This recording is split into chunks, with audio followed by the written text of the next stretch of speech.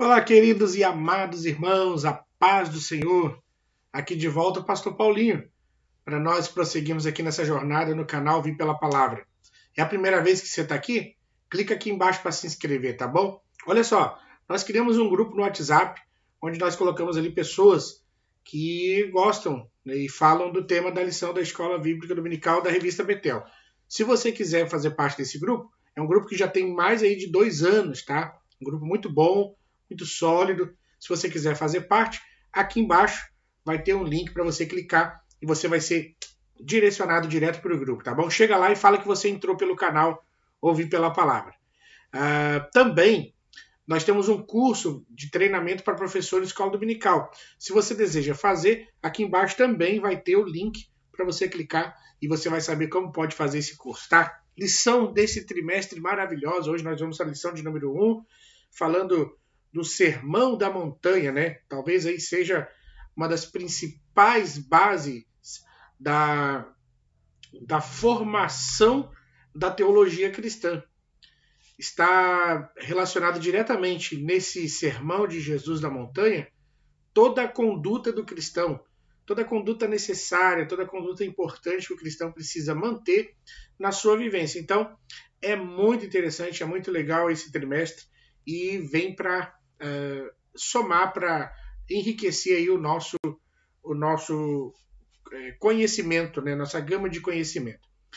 Eu quero também pedir para você compartilhar esse nosso vídeo. Compartilhe aí nas suas redes sociais, no seu Facebook, no seu Instagram. Pega esse link aí, coloca lá no grupo do WhatsApp da sua igreja. Vamos espalhar essa ideia para outras pessoas, tá bom? E eu tenho o PDF dessa aula. Se você quiser, é só você deixar aqui o seu WhatsApp, entra no grupo lá e lá no grupo a gente vai colocar, tá bom? Olha só, lição de número 1, o Sermão da Montanha e sua essência.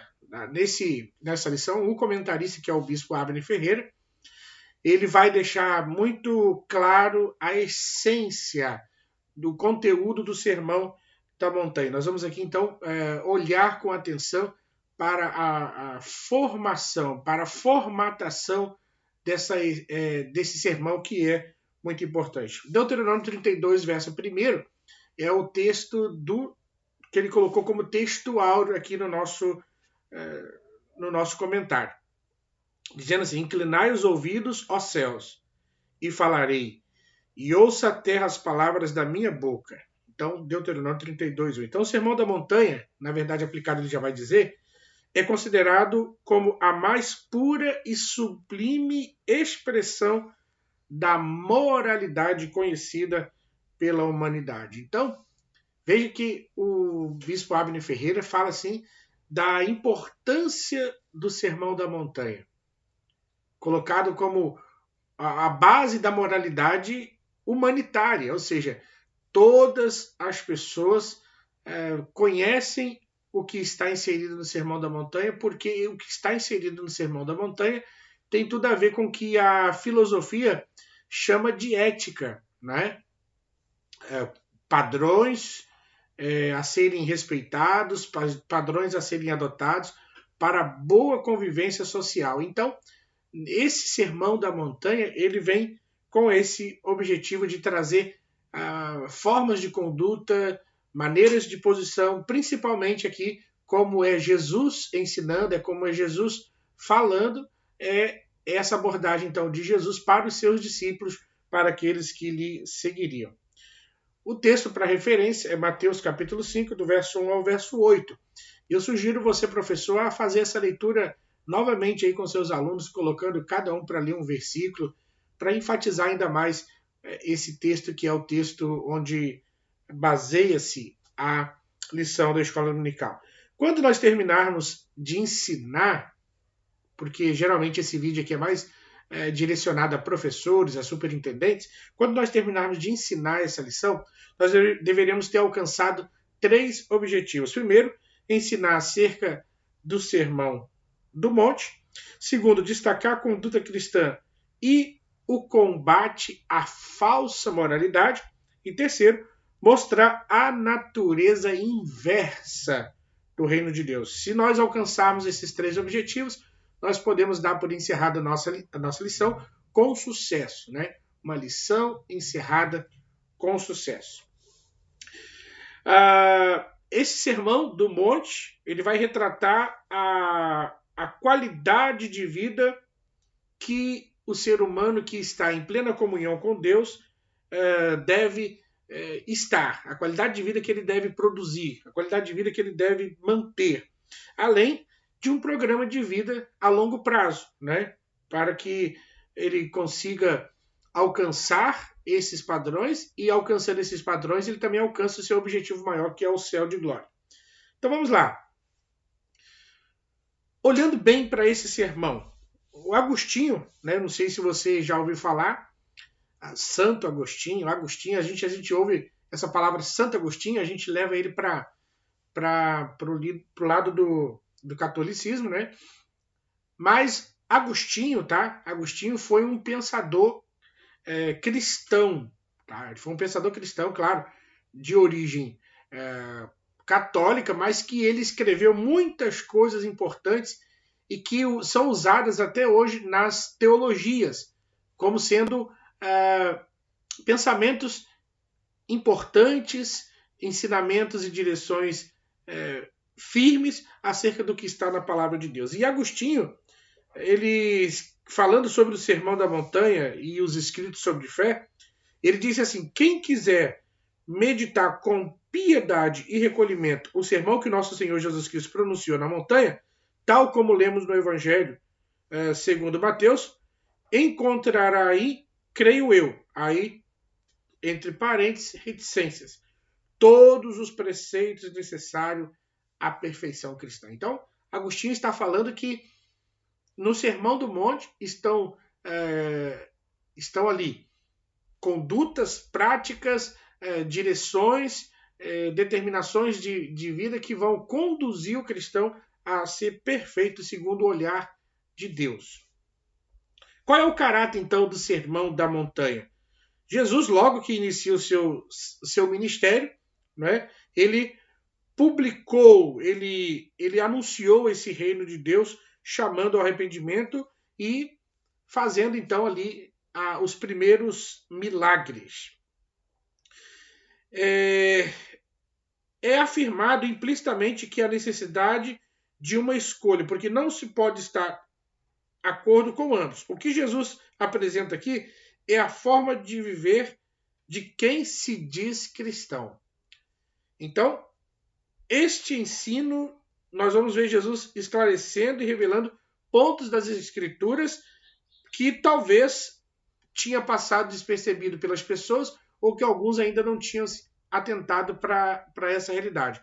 Então Jesus vem, elucida essas ideias, destaca esses pontos e torna isso visível a todos, né, para que os seus seguidores, os discípulos, tivessem um bom relacionamento uns com os outros e principalmente relacionassem bem com o próprio Deus, com Jesus, com o céu, com toda a espiritualidade.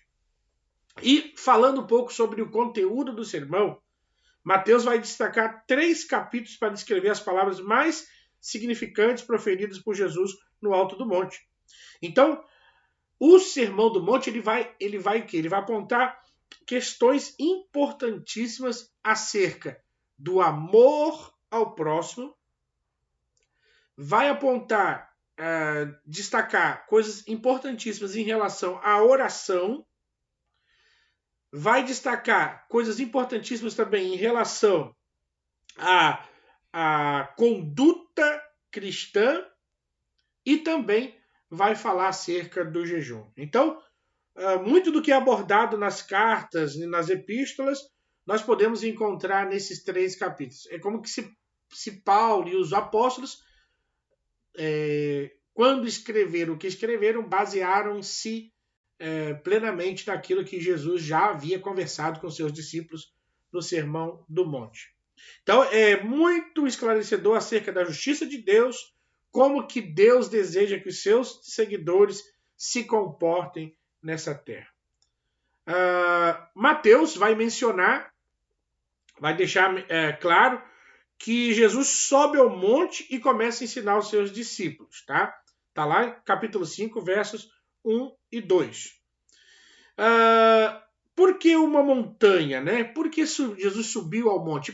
Isso até classificou como Sermão do Monte. Então, por que Jesus sobe numa montanha para pregar isso, para anunciar isso? Porque ela tem um significado importante para os seus ouvintes. Com muita frequência, nós lemos nas Escrituras que Deus se manifestou em um monte. Por exemplo, o Decálogo a Moisés foi entregue aonde? Foi entregue no monte. Né? Então Moisés recebe de Deus no monte. Abraão também tem uma experiência com Deus na montanha. E aí vai, né? Vários pontos. O próprio Cristo, né? Se transfigura diante dos seus mais queridos discípulos também no monte. Então, essa questão do monte é muito importante. Então,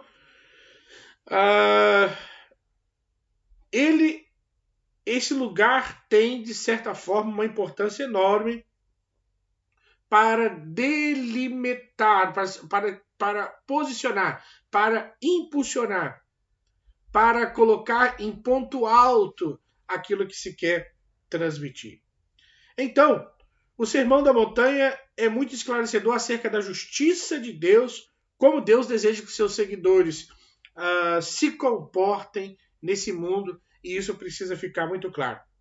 Agora, vamos correlacionar o sermão com a vida prática, né? Com a conduta prática. Isso é muito interessante a gente falar. A conduta dos concidadãos do reino dos céus. É importante notar que nas bem-aventuranças descritas no Sermão da Montanha, elas não são uma série de regulamentos que alguém deve obedecer para se tornar um cristão. São uma descrição de como um seguidor de Cristo deve viver. Deve-se observar também que o sermão acontece no início do ministério de Jesus.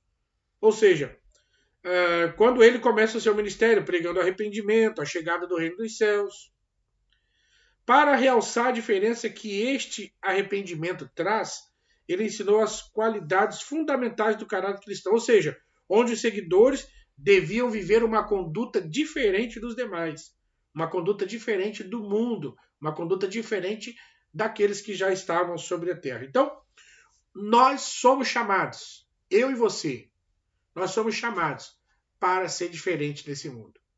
Nós somos chamados para fazer a diferença desse mundo. Nós somos chamados para transmitir um conjunto de padrão, um conjunto de regra, algo muito profundo que talvez esse mundo não tenha visto. E o destaque que nós podemos dar para isso é a nossa conduta, é o nosso padrão, é a nossa maneira de viver. A essência contida nas entrelinhas do sermão, isso é muito importante nós observarmos. Vendo que a multidão o seguia, Jesus sobe ao monte e os seus discípulos se aproximam. Depois, então, ele começa a ensinar tanto na forma como deveriam viver, quanto também anunciar aos homens. Aí tem uma passagem de William Barclay, o termo grego registrado por Mateus como abriu a boca, abrange dois sentidos especiais. Letra A, é usado como prefácio de alguma declaração particularmente solene ou importante, uma declaração de peso. Sabe quando espera-se de alguém um pronunciamento? Né? A gente vai numa festa de aniversário e ali um vai lá dar os parabéns, outro cumprimenta, e daqui a pouco vem assim, olha, agora está na hora do discurso. E a pessoa tem que ir lá e discursar, não é? Ou seja, o que ela vai falar é muito importante. Então, tem o tempo do discurso, da hora do discurso. E então, quando Jesus abre a boca é porque ele vai trazer uma palavra especial. É um ato solene. É um ato de extrema importância. Precisa se parar para ouvir o que Jesus aqui quer dizer. E segundo, usa-se para referir-se às afirmações de uma pessoa que verdadeiramente está abrindo seu coração e mostrando os conteúdos mais íntimos da sua mente. Veja só, é como aquele professor que não retém o melhor. Ele passa todo o conteúdo, ele abre o seu coração, ele expressa o que sente, ele fala o que pensa, ele direciona, ele posiciona, ele não tem interesse nenhum de que alguém fique fora do seu da sua maneira de pensar, de agir, que todos tomem conhecimento de tudo. Então, é assim que Jesus está se colocando agora. Jesus está abrindo o seu coração. Jesus está abrindo a sua alma, está colocando tudo em claras diante dos seus seguidores. Isso é especial a gente enfatizar quando nós formos ensinar essa lição aí para os nossos alunos. E Jesus, ele está rodeado pelos seus discípulos nesse momento. Os seus seguidores, aqueles que decidiram viver a vida com ele. E aí, esse sermão vai combater também uma coisa que nós chamamos de moralidade falsa, nós chamamos de, podemos assim dizer, um legalismo apenas, né? Porque as regras muitas vezes podem nos engessar no sentido de nos tornar o quê?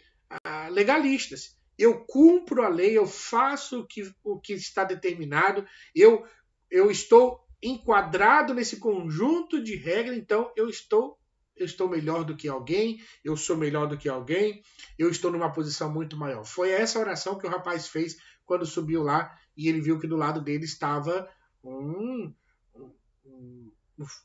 cobrador de imposto, né? Estava ali um publicano. Então ele ora, olha, eu não sou como esse moço aí, que é cobrador de impostos. Eu oro, eu jejuo, eu dou o dízimo, e isso e aquilo. Então, esse tipo de coisa, sabe? Esse tipo de coisa, se a gente não tiver cuidado, vai levar a gente para o legalismo. Vai colocar a gente numa posição elevada em relação ao outro. Vai colocar como se a gente já tivesse alcançado a graça. E não, nós todos somos aí caminhantes na jornada da fé. Não há ninguém maior do que ninguém. Então, nesse ponto, nós podemos falar que aprendemos que o Sermão do Monte é um convite à justiça e uma rejeição à prática falsa da lei. Quer perceber um legalista? Olha sua conduta mais a miúdo. Preste atenção na vida dele, uma hora ele vai falhar. E ele vai falhar, muitas vezes, em relação àquilo que ele mais aponta, mais vê no outro como errado, e talvez seja ali a sua fraqueza, nesse ponto. Agora, para a gente ir para a última parte da lição, fala sobre a natureza do reino de Deus. Então, como que é esse reino, né? Falando de um novo sistema de valores. Essa abertura soa familiar para muitos, porque a abertura do sermão vai soar familiar para muitos. A ideia de Jesus acerca das bênçãos é totalmente diferente do que muitos nós imaginamos.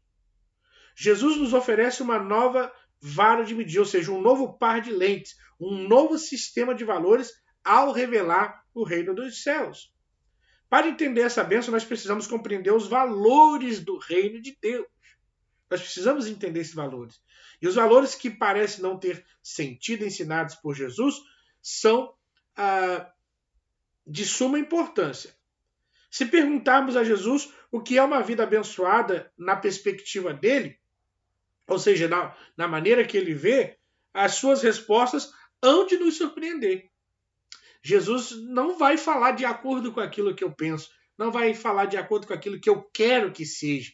Ele vai falar o que de fato é. Então, com Jesus é assim, né? Para ilustrar a natureza desse reino, Jesus começa afirmando que a felicidade de Deus vem para aqueles que reconhecem que são pobres. Olha só. Bem-aventurados pobres de espírito. Bem-aventurado. Você sabe o que quer dizer essa palavra bem-aventurado? Bem-aventurado quer dizer feliz. E nós temos que nos familiarizar com essa palavra, porque no Sermão do Monte, né, aqui nas Beatitudes, essa palavra vem a todo tempo. Então é como se Jesus estivesse dizendo assim, feliz são os pobres. Ou seja, a pobreza trazendo felicidade. Parece um pouco contraditório, mas na verdade não é. Porque os valores do reino de Jesus são diferenciados dos nossos. A maneira de Jesus ver a bênção é diferente da nossa. Então, a bênção da perspectiva de Jesus é diferente da nossa. Uma nova harmonia produzida pelo Espírito Santo. Então, esse conjunto das bem-aventuranças vai formar uma matriz de um desenvolvimento espiritual onde ocorre transformação pessoal e vai se estender até a plenitude de Cristo. Então vai representar um crescimento espiritual contínuo que determina e destaca os elementos chaves da maturidade espiritual. As bem-aventuranças de Jesus são palavras que saem do coração, fluem do coração, elas vêm do coração do nosso Criador e Redentor como lâmpada para os pés dos discípulos no caminho da vida, como lâmpada para direcionar onde cada um de nós vamos transitar e andar. E aí, Jesus vem como sendo um exemplo da vida cristã. Nós devemos ver esse sermão como um exemplo, tá, de modelo da vida cristã. Não podemos ver como algo surreal, como uma utopia, mas algo que pode ser alcançado, pode ser exercido, pode ser vivido por cada um de nós. Então, apesar do Sermão da Montanha nos dar o ideal do discipulado, essa meta se apresenta dentro de uma compreensão realista da vida humana diária. E essa vida vai ser transformada pela participação na nova aliança. A nova aliança que Jesus inaugura inclui tanto o perdão dos pecados, também como a transformação das vidas. Jesus convida aqueles que foram perdoados a mudarem as suas atitudes. Ou seja, você vem como está, mas depois de receber Cristo como seu Senhor e Salvador, você vai seguir um processo de crescimento, de desenvolvimento, vai melhorar o seu padrão, a sua maneira de ver, tu vai abandonar o pecado, olhar para trás, ver o que você fazia de errado, vai deixar de fazer. É para isso que Jesus nos convida. É nesse sentido que Jesus convida os seus discípulos a caminhar.